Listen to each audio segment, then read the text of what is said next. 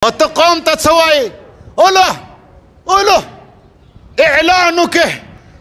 27-28 باندې اجتماع ده په پنجپیر کې اشاعة التوحید والسنه دا ټول خلق راشه اجتماع ده بل دله اعلان کوي پلانکې ورځې روزه احتجاج ده دا نشه ورکوي قوم لا دا وخت اجتماعاتو ده دا وخت د دې اعلان دی چې ته کله یو ځای نه 5 کسان غلامان ناست وي کله بل ځای کې 2 کسان غلامان ناست وي نیټ ته رومال ګوټ کې دې په سر اچولی دی کله دې پټکې وهلی دی کله دې ټوپۍ په سر کړې ده نحمده ونسلم علی رسوله الکریم د لویو موحدینو په پنجپیر کې 27-28 باندې اجتماع ده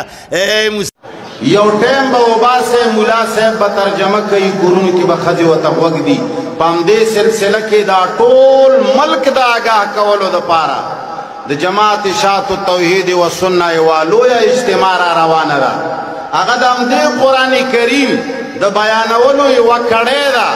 د همدې قرآن کریم د سوچ خلقو ته ورچولو یو کوشش دی په دې میاشت کې دا روانه میاشت چې ده اکتوبر دی د ثوابه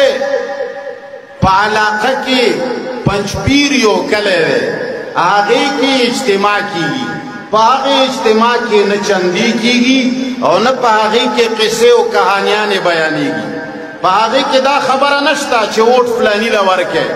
هغې کې دا خبره هم نشته چې چنده دلته راوړئ په هغې کې دا خبره هم نشته چې فلانی ډېر لوی پیر دی د هغه د لمنې لاندې کښېنئ